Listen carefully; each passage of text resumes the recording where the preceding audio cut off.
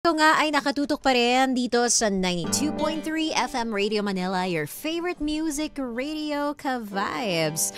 At syempre tayo ay hindi lamang napakikinggan kundi sabayang napapanoodin sa ating official YouTube channel sa 92.3 FM Radio Manila. So if you haven't subscribed to our channel yet, please do so para naman syempre yung updates, yung mga interview, yung mga live natin, hindi lang po sa ating programa kung hindi maging sa iba pang mga programa kagaya na lamang ng Banana Crew kasama sina DJ Jaiho and Chloe Weber. Pero ngayong gabi, tayo ang magde-date. Ako na muna ang iyong weekend date.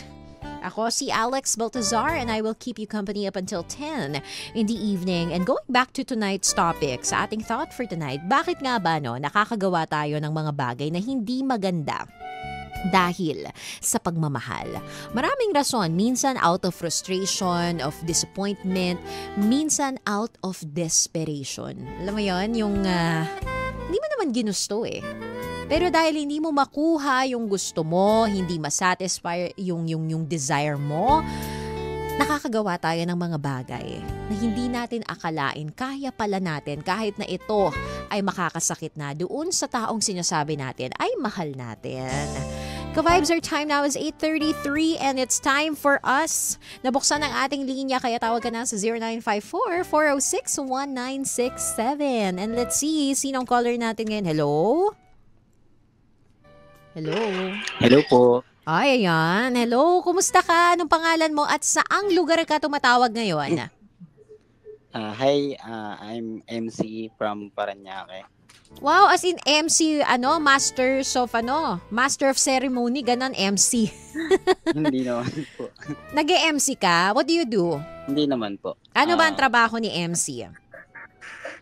I'm currently jobless. Okay. So, kaka-resign ko lang po sa work ko. Ay, pero ang linya ng iyong trabaho previously ay may kinalaman sa Financing po. Ay, magaling sa math. Si MC, bata pa lang magaling na sa math, no? Ano po, sa kwentahan lang ng utang siguro. Ay, galing naman. Bakit 5'6" ka ba? Muntik na po. Ay, gusto ko yung honest. Sa bagay, no, alam mo, yung iba kasi di ba kinukutsa nila yung mga yung mga 5'6", sabi, kasalanan daw yan. Ang sa akin naman, mas kasalanan yung hindi kayo magbalik ng utang, wag kayo. Bayaran nyo na lang. Tsaka di ba kung sa bangko nga may interest, yung ba namang mangutang ka sa kapwa mo? Kasi high risk yan para sa mga nagnenegosyo ng 5'6". So para sa akin, kung halimbawa malaki man talaga ang tubo ng mga 5'6", parang pwede na rin. Kasi alam mo yun, anytime, pwede ka talagang tumakbo kasama yung pera nang hindi ka agad-agad makakasuhan. Parang wala namang nakukulong talaga sa utang after all. Unless sobrang laki, di ba? Pero MC, mabalik tayo sa'yo. So ikaw ay linyang finance. Pero kung gusto mo lang ma-share sa amin, mga ilang months ka na ba, ilang linggo na nagre-relax ngayon at nagpapahinga muna sa pagtatrabaho?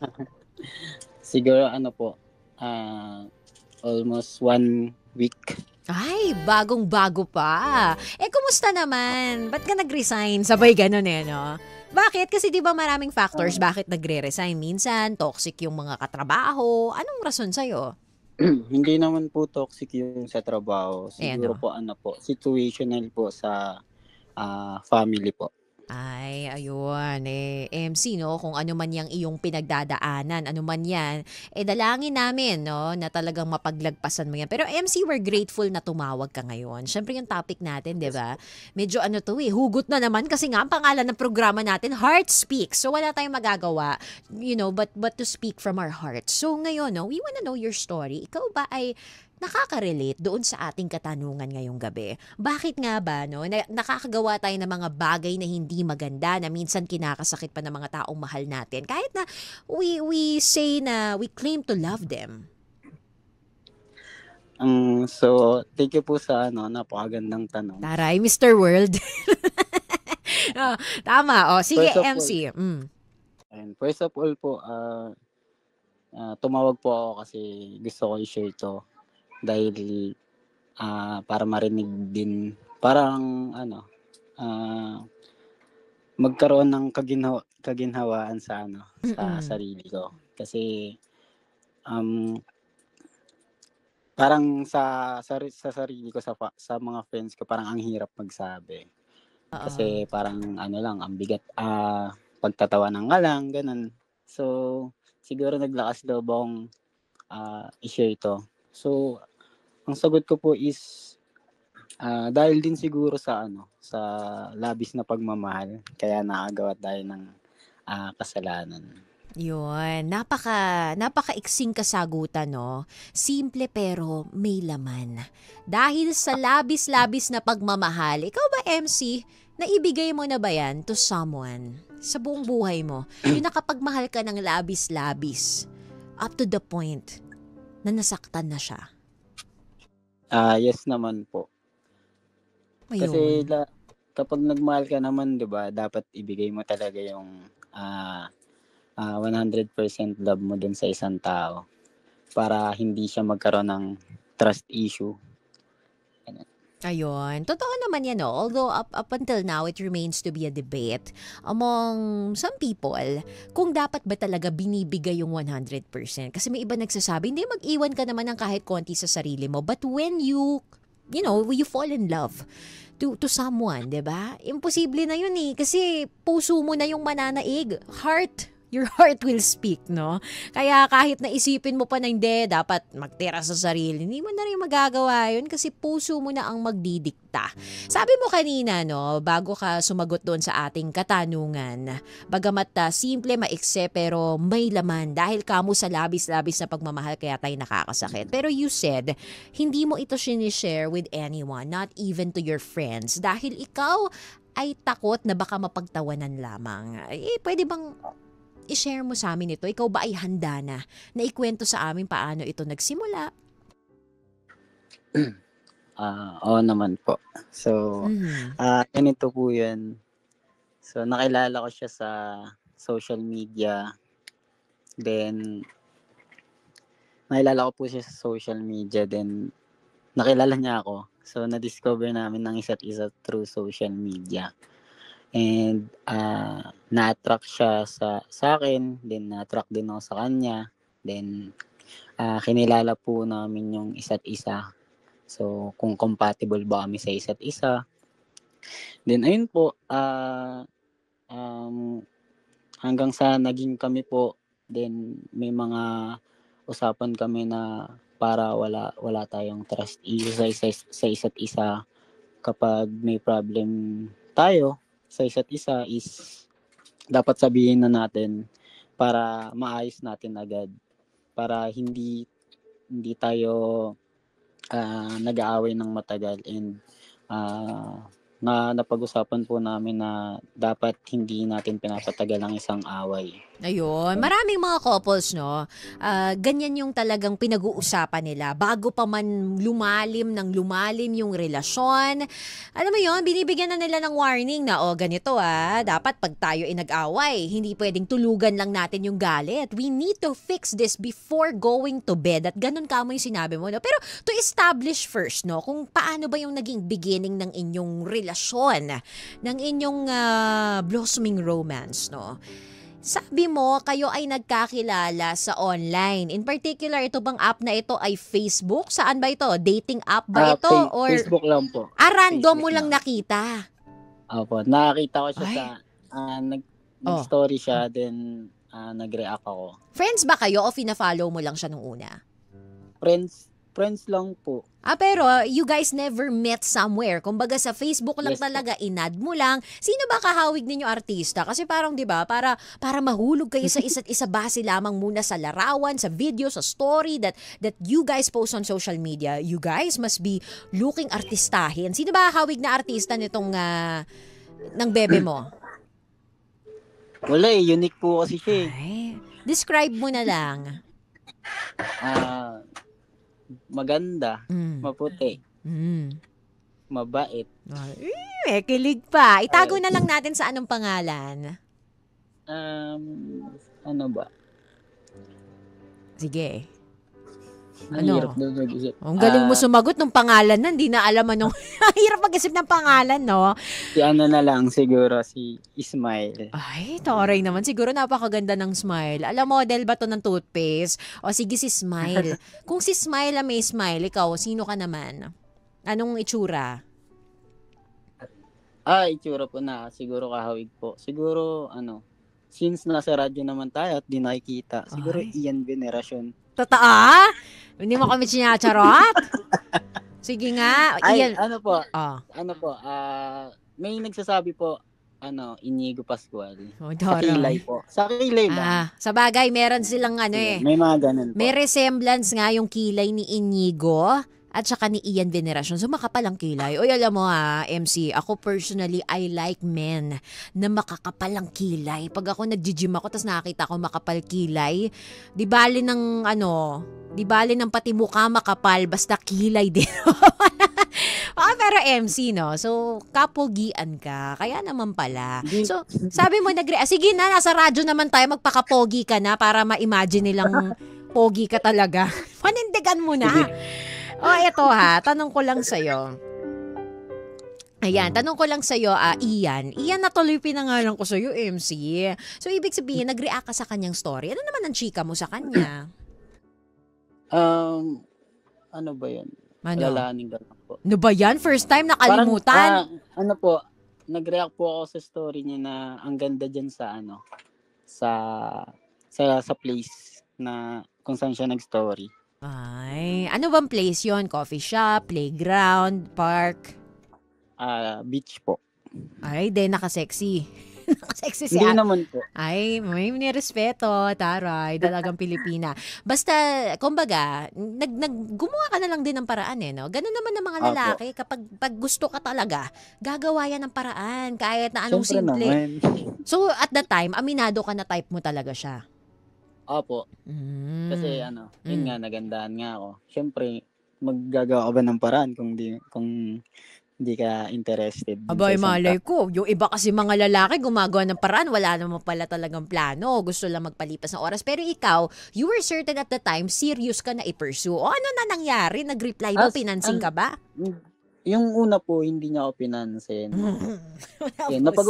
Nag-usap din po kami nun Bakit? Parang, kumbaga, paano kami nagkakilala. Tapos, sabi niya, yung unang react daw niya, hindi niya daw pinansin. Bakit daw? Parang hindi siya interested, ganun. Alright. Then after that, nag-react ulit ako siguro. Hindi ko na rin po maalala kung anong story niya yun. Pero, ayun, in-stalk niya daw ako. Then, nakita niya yung mga featured story ko, yung mga videos ko na mahilig sumayaw, ganun. Ay, yan tayo. Tapos, nung nakita niya na, galing nito sumayaw parang pang-asap, nireplyan ka na. Opo, nag-reply na po siya. Tayo meron munang investigative journalism, no? Bago mag-reply. Sa bagay, eto tip ko sa lahat ng mga kalalakihan na nagkakagusto dyan online sa isang babae, may gusto kayo i-pursue, i-stalk kayo ng mga yan, di ba? Pag nag-hi kayo, nag-hello kayo, titingnan kung pasado. Kung sa unang layer pa lang ng audition, hindi na kayo pasado, wag na kayong umasa na makakatikim pa kayo ng reply ever. Pero ikaw, kuya, no? Nakatikim ka ng reply. Anong sabi sa'yo? Hindi ko na rin po matandaan. Pero, Ayan? Nakalimutan? Wag nakikinig sa'yo yun ngayon, ma-offend nyo, masasaktan nyo. Nakalimutan mo na ako, MC. Ganun lang ba ako kabilis kalimutan? Hindi naman po. O sige, Pero, tapos? Ayun po, so, inano niya, parang tinest niya muna or inobserve niya kung compatible kami kasi we have the same din po, religion. Ano bang religion nyo, if I may ask?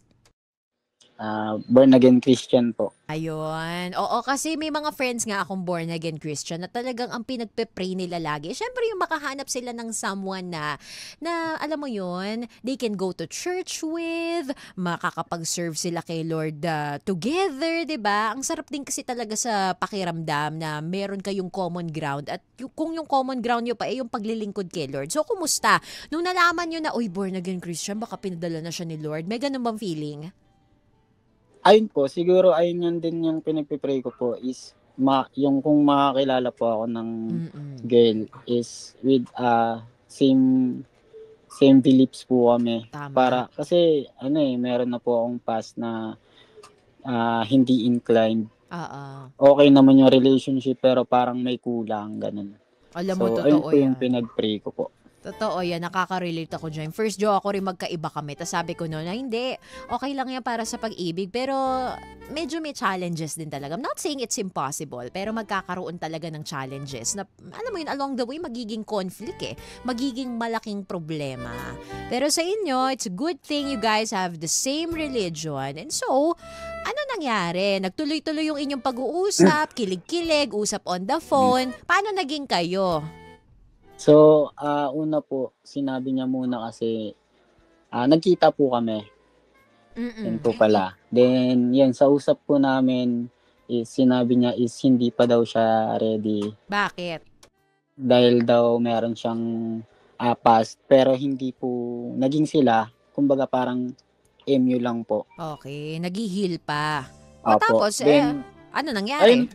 ayun po, nagsabi po ako sa kanya na willing to wait naman ako, hindi naman kita minamadali. Ayun po. Then, madalas nagkikita po. Kahit magkalayo po kami medyo magkalayo po. Ng bahay. So, Bakit? Saan ba siya? sige, ano po, Laguna po. Malayo nga. Pero parehas kayong Ayun. South Kids, so pwede na rin. Pero malayo, matraffic no? Pero talagang ginagawa mo na effort. So paano yun? Gaano ka kadalas lumuwas at umuwi dun sa Laguna? Ano po, hindi naman, siguro, twice a month, ganun po. Dami nun Dami nun. Para sa mga bata pa na kagaya nyo, di ba? Talagang effort yun. Twice a month kung punta mo siya and usually, ano ba ang inyong mga trip ginagawa? Kumakain kayo sa labas, samgyup, anong activities together? Ano po, nag-rides po. Pupunta sa mga bagay na sinasabi niyang gusto niyang puntahan kasi hindi niya daw mapuntahan, ganyan. Oh, yung romantic. So, ibig sabihin, inaangkas mo siya sa motor, tama ba? Apo. Sarap naman sa feeling. Na ano na kayo? Napitikan? Napitikan sa ano? Sa Marilaki. Oo. Hindi po. Hindi kayo pumunta doon? Hindi po. Ano ba yan? Sayang na. O, saan kayo pumunta? Sample nga. Sige, para visualize namin. Sa ano po? Tagaytay. Ay, ganda. Oh, saan pa? Angono. Yung mga yung ano po doon, yung City sikat view. na Oo. yung city lights po. Ganda naman. De, ano yung paano yung may mga holding hands? Huwag mo na sabihin baka nakikinig pastor nyo. Hindi po. Kasi ano? pag po, sa public po, sinabi ko sa kanya na may yain po ako pag in public. Pag in private. Ayun, Ano? Ay, baka nakikinig yung pastor mo, baka bawal yun. Di ba?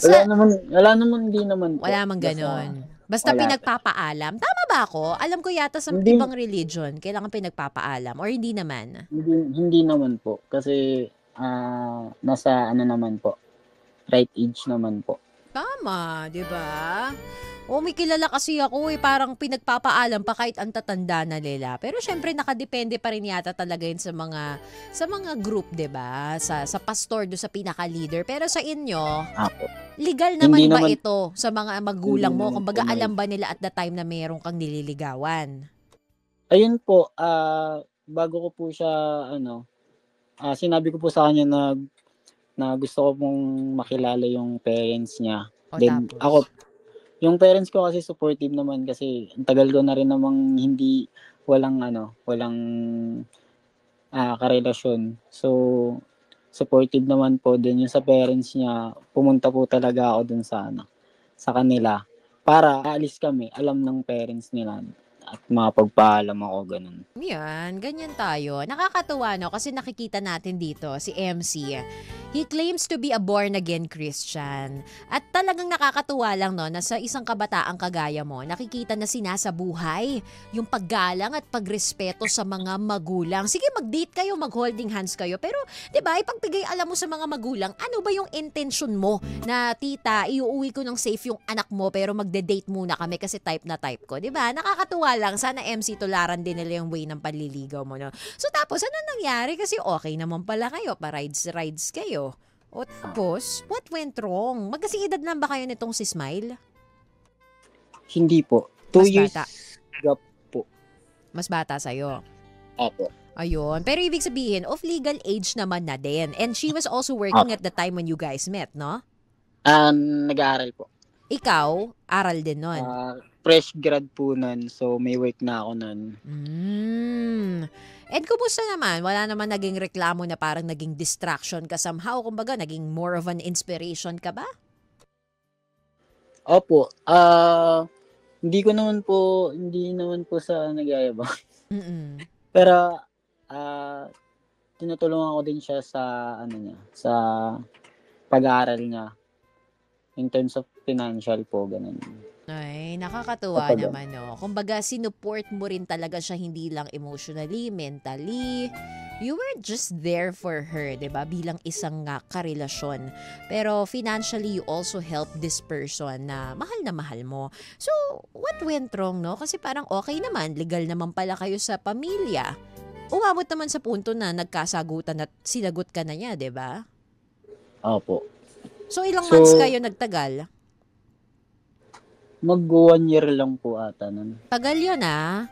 So, Opo. paano? Anong naging conflict? Anong naging problema sa relasyon? Why did it have to end? Siguro po, yung sa po, yung parang naghahanap siya ng attention. Yun, sinabi niyo nga po, na 100% attention. Na, sa work ko po kasi. Mm-mm. Yun. Minsan, overtime. So, siya, parang wala na sa mood kapag uwi ko. Wala na siya sa mood makipag-usap. Ganun. So, minsan naman po, may mga personal na bagay din akong ginagawa. Mm-mm. Like, yun, ganun, sa church. Then, sa yung paglalaro ng basketball. So, sa kanya, parang kasalanan yung ganun na Mhm. na parang gusto niya yung 100% attention ko is dapat na sa kanya. Ayun. Pero tanong ko lang din, MC, to be fair, no? Naiintindihan ko naman na, alam mo yon yung kinagagalit niya sa'yo, probably talaga namang may ginagawa ka, something is keeping you busy, like what you mentioned, yung trabaho and other hobbies, no? Kagaya ng paglalaro ng basketball. Pero, doon ba sa pinakita mo sa kanya, nung time na nililigawan mo pa lang siya during the courtship stage, did it ever change nung medyo tumagal na yung inyong pagsasama, nung ilang buwan na kayo, let's say 6 months into the relationship, medyo nabawasan ba yung time or attention na ibinigay mo sa kanya? Let's say in terms of pagpunta mo sa Laguna, sabi mo noon twice per month mo binibisita. Nagbago ba yon? Medyo dumalang ba? Hindi naman po. Siguro kaya lang niya, kasi po, nung sa relationship po namin, yun nga, nagkakausap kami kung ano yung magiging future namin. Mm-mm. Then sinabi ko po sa kanya na darating po kasi yung time na hindi na tayo sweet, pero dapat nandun pa rin po yung love. Kasi darating po yung time na magkaka-work ka rin, so magiging busy ka din. So dapat nandun yung pagiging matured na pag-isip na may time na may mga instances na magiging busy ako, magiging busy ka. Tapos nag-agree po siya doon. Mm-hmm. Then hindi ko na po inasahan na hindi pala okay sa kanya yun. Ganun po. Oo. It's a good thing, no, na in-anticipate mo na kung ano sa tingin mo yung mga magiging issue or conflict sa relasyon. Kasi yan naman madalas yun, di ba? Kahit sino, kahit na ano pa ka-relasyon mo, usually yan talaga yung nagiging problema, yung hindi na sweet, di ba? Medyo nagiging cold.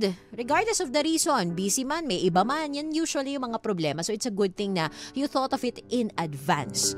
Pero siya ba nung time na yun, ano rin ang nagbago sa sitwasyon niya? Was she still a student nung naging kayo o nag-graduate na ba nung time na yun? I wanna know. Student pa rin po siya noon. Kasi nag-stop Ayun. po siya. Oo. Nung time na kayo, nag-stop siya, tama ba? Or hindi naman? Hindi po. Okay. Nag-stop, bago ko siya makilala po, nag-stop siya tapos nung nakilala niya ako, siguro ginanahan siya. Oo. Nag-start siya mag-aral. Oo. Ulit. It's a good thing, 'di ba? Na talagang na-rekindle yung kanyang hope and passion na makapagtapos ng pag-aaral. Pero yun nga din kasi, no. Siguro yung very clear right at this point when we're going to look at it on the surface is that meron talaga kayong age gap. Bagamat hindi yan sobrang laki, 2 years 'di ba? But 2 years is still 2 years. And there's really a lot of difference there because ikaw working na at iba ang dynamics ng buhay ng isang tao na nagtatrabaho versus someone who's just 2 years younger than you are pero still a student, 'di ba? Iba ang buhay estudyante. And we're not trying to underestimate the hardships of a student. Pero magkaiba lang Alam mo 'yon, mas may pressure na din kasi talaga kapag ikaw ay nasa punto na ng buhay mo na kailangan mong kumita, kailangan mong mag-ipon, 'di ba? So at the time probably medyo hindi niya nagigets na teka lang, 'di ba? Nagtatrabaho rin ako. I wanna see you but at the same time I still wanna do other stuff like, being able to play basketball. Pero in-explain mo ba sa kanya ano yung naging effort mo? Kasi ito sabihin ko sa iyo MC, minsan ang babae, hindi naman yan magsasabi na, parang kulang ka na sa attention sa akin, parang alam mo 'yon, nagbago ka na. Unless may maramdaman talaga yan na pagbabago. So in all honesty, sa tingin mo ba, ano ba yung naging pagbabago doon sa pakitungo mo sa kanya? Would you be brave to admit or sa tingin mo ba meron kang dapat i-admit dito na, teka, baka nga at some point medyo may nagbago sa akin, 'di ba? Meron akong hindi nagawa. Sa tingin mo lang naman, meron ba? Actually, meron po. Napag-usapan din po namin yun.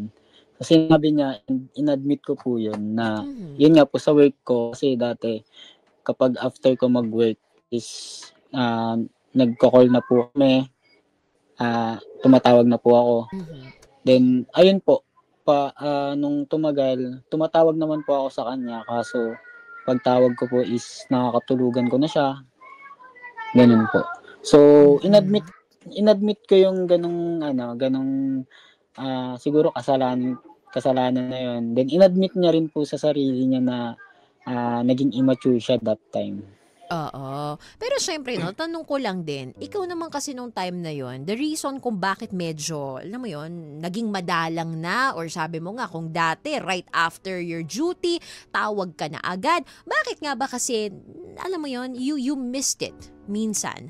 Bakit nga ba? Is it because nag-diminish or nabawasan na rin yung pagmamahal mo sa kanya? Or was it because you were just simply tired at the time?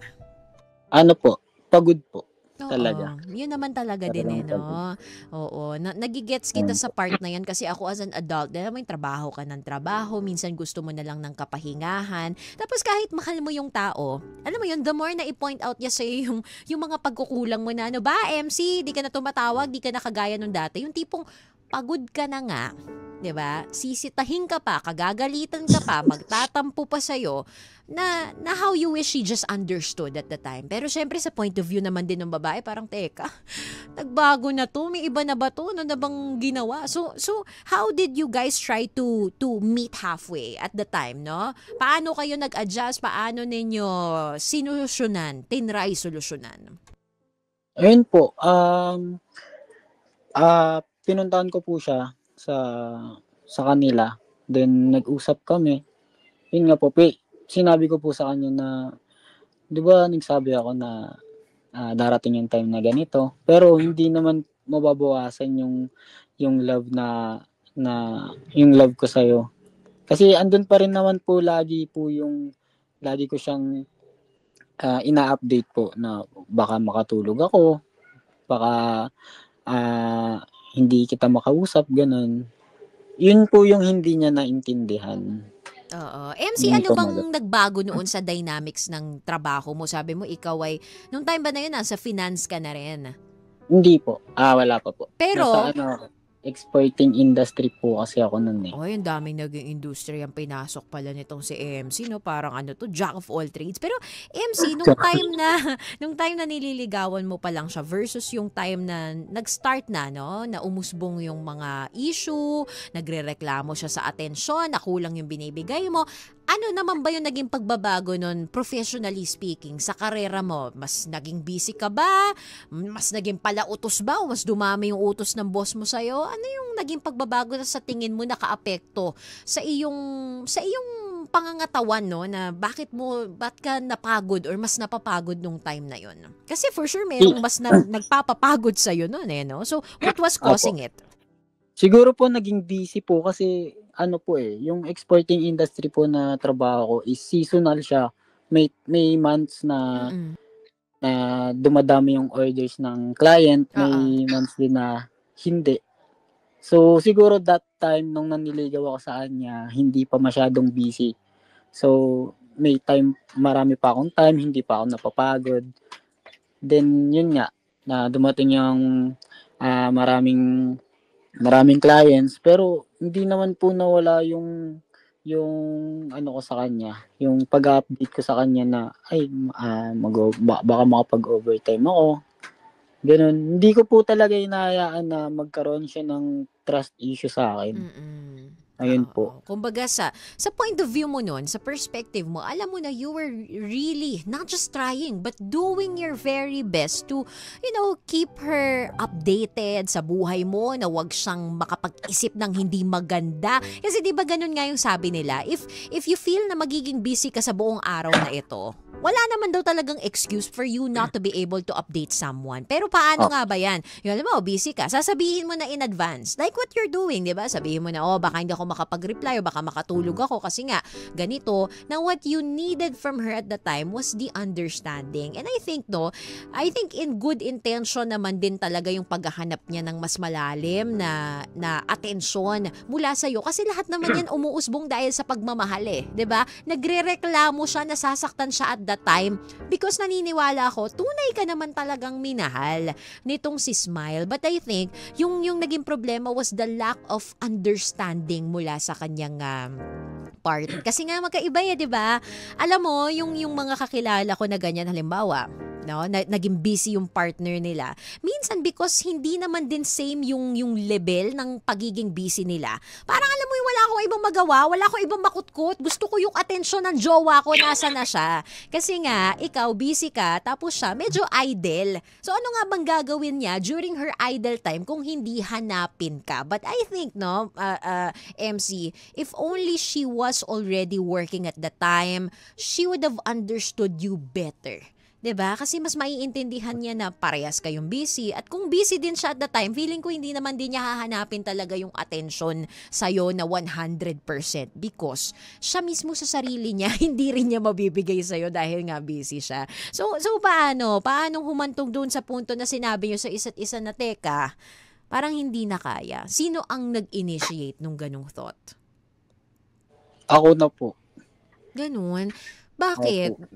Bakit ganun? Kasi syempre parang ang sakit no, no? Ako sa perspektibo ng babae, sasabihin ko sa'yo, parang, alam mo yung inilalaban ko nga eh, di ba? Gusto ko nga ng atensyon mo, yun ang hinihingi ko. And then, di ba, tinry naman natin. Pero bakit ka sumuko? Bakit mo ko sinukuan? Gusto nga nating ayusin to. Tapos, iwan mo ko sa ere. Parang ganun yung tingin, ha? So bakit? Actually po, hindi naman po isang beses lang kaming humantong sa breakups. So, yung mga una po, siya po talaga. Then, sinabi niya sa akin na once na nakipag-break daw siya, hindi na siya bumabalik. Pero ako, ginawa ko po yung best ko. Pumunta po ako ng after ng work para suyuin siya. Then, Okay. tumulong na din yung parents niya para suyuin siya. Then, hanggang sa naging okay. Tapos, siguro yung pinakalas po is parang hinintay ko na lang po siyang makipag-break ulit. Kasi na-realize ko na parang pagod na ako. Napagod po ako. Aww. So, ibig sabihin naman pala, no, to be fair, you really tried. You even talked to the parents of the girl you loved, of Smile, para matulungan, no, na ma-resolve yung inyong problema sa relasyon. And it worked out for a while, pero sabi mo nga, nasundan, naghamunan ng break-up, hanggang sa hinintay mo na lang siya. Bakit nung time na yon hinintay mo na lang siya? Kasi ito gusto ko malaman, MC. Meron kasing mga kumakalat ngayon ng mga essay tungkol sa mga kalalakihan. Ang sabi Okay. nila, men will never leave a relationship. It will always be the woman who will take the initiative, who will verbalize the breakup, who will formalize the breakup. Ang mga lalaki daw, maski gusto na niyang umexit, mananahimik lang yan and they will wait for you to leave the relationship. How true is that? Ayun po. Siguro, ayun nga po, naranasan ko po yun na parang parang walang regret or walang tawag na ito. Hindi mabigat sa kalooban ko na ako yung sumuko since nagkaroon kami ng covenant sa isa't isa na hindi kita susukuan. So parang gusto ko na hindi pa rin ako susuko hanggat sa ikaw yung sumuko. Parang ganun po yung nasa isip ko that time. So ang ganda ng word, no?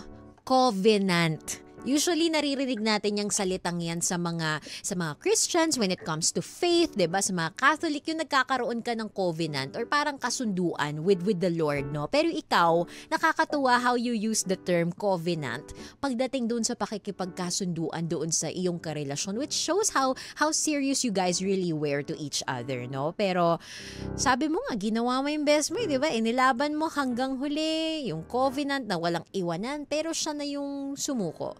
What were the words nung sinabi niya sa'yo na I want to end this? Paano niya sa'yo dineliver?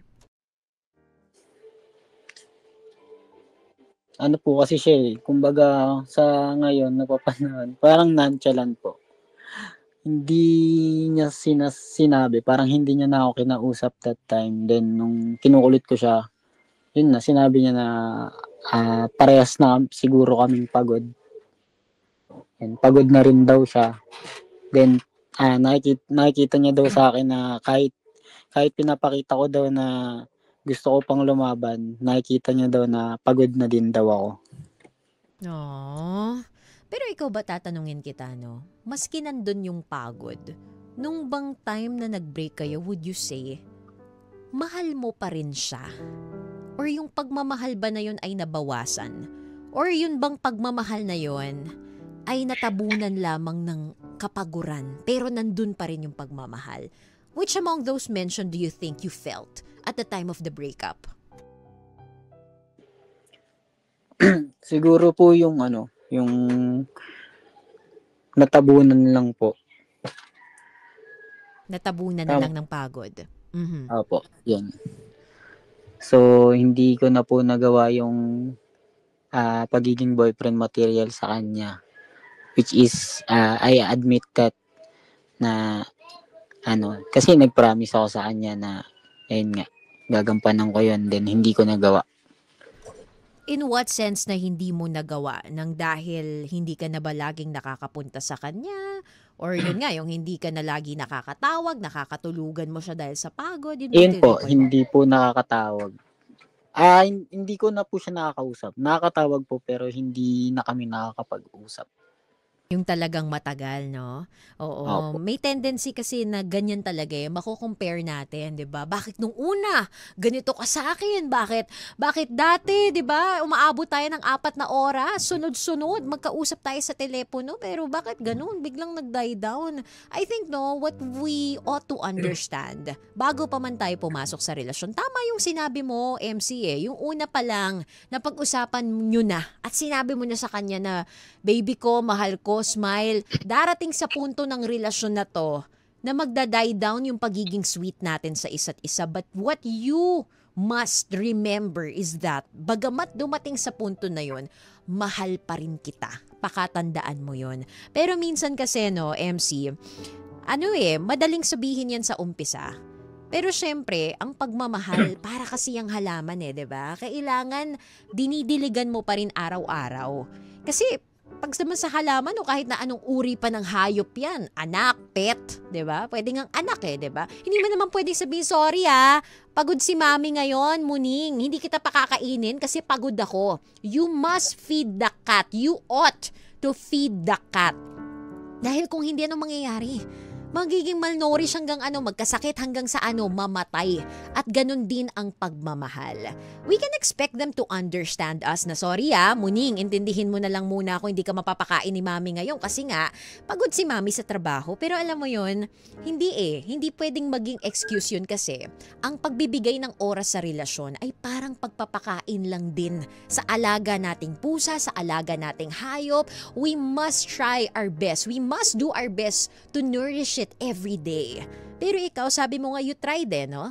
Pero yun nga lang, hindi nakagaya nung dati. So kung dati malaki yung portion na pinapakain mo sa muning mo, nung lumaon, medyo nabawasan na, no? Pero sabi mo nga, hindi naman ibig sabihin nun, nabawasan din yung pagmamahal mo. Pero what I'm trying to say, alam ko naman MC, na ginawa mo yung best mo. Pero ang pagmamahal kasi, consistent talaga yan 'di ba? It's an everyday commitment to the person you promise to love and understand na talagang pagtutuunan pa rin kita ng pansin at atensyon. So bagamat at the time hindi mo man intensyon na mawalan ka ng oras sa kanya kasi I promise I really get you. Naiintindihan kita na pagod ka, kumakayod ka sa buhay, you have other responsibilities outside the relationship. At siguro yun din yung naging lacking sa kanya. Hindi niya nakita yun because you guys weren't on the same page. She was a student, you were already working. At maski sabi mo maliit lang yung age gap, malaking bagay yun. Kasi alam mo, ang nakikita ko dito, kung halimbawa, working girl din yung karelasyon mo, she would have understood. Kasi alam niya siya mismo na i-experience niya. Kaso pag estudyante ka kasi, di ba, may mga sem break yan. Ano ba, mayroon sa mga ganyan, may mga break yan, di ba, summer break. O pag gano'n, anong gagawin ko? Busy yung partner ko, nganga ako dito. Di ba? Wala akong gagawin.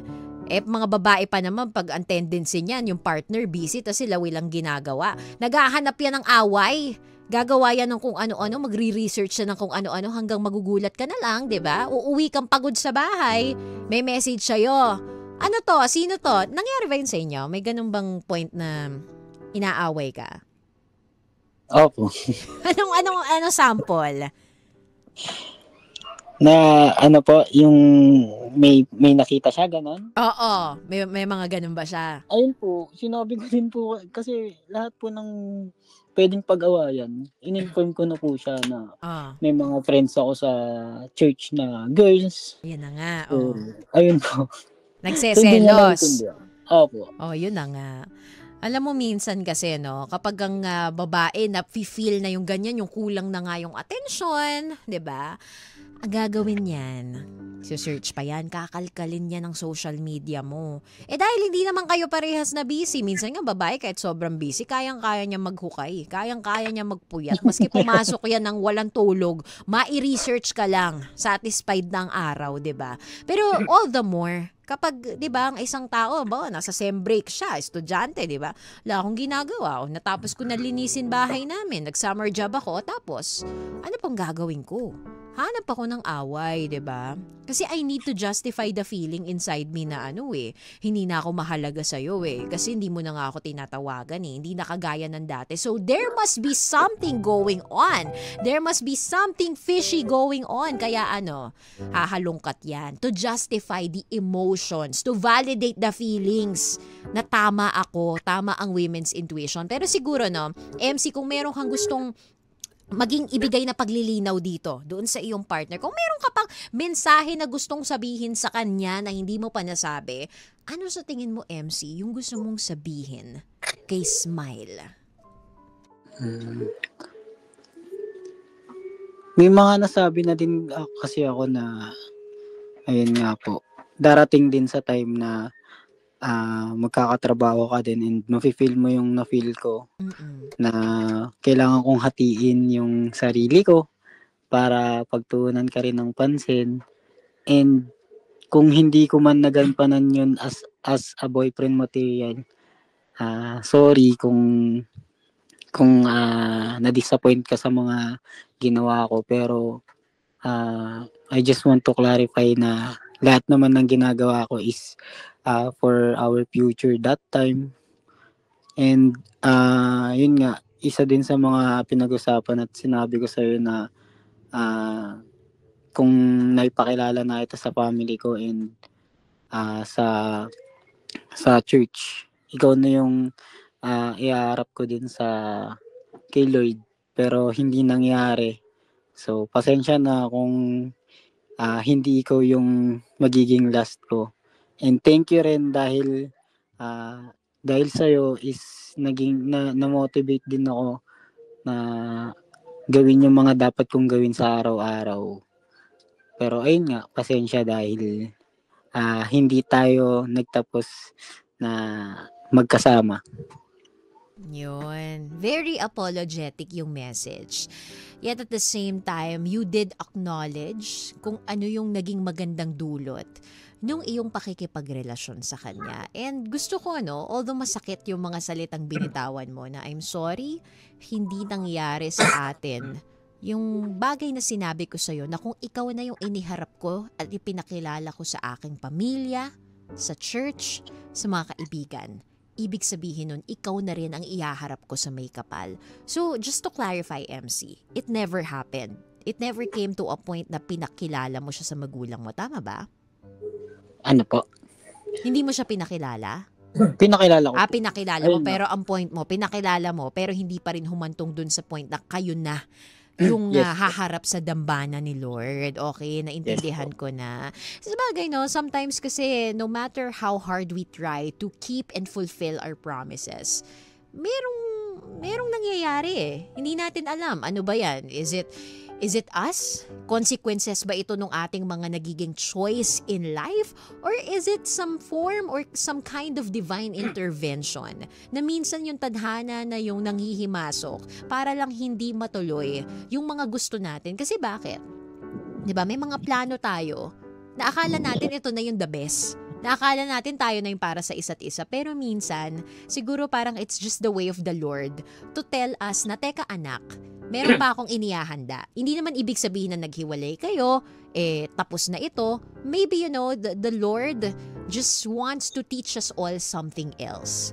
Bago masabi na eto na, sige na, tuloy na. Hindi natin alam 'di ba? Only the Lord can tell ano pa ba yung future na ating hinaharap. But what's important here, MC, nagtapos yung inyong relationship that you were really sorry and you acknowledge na talagang minahal mo itong taong ito. Yun naman ang mahalaga doon, 'di ba? Yung tayo ay nagmahal.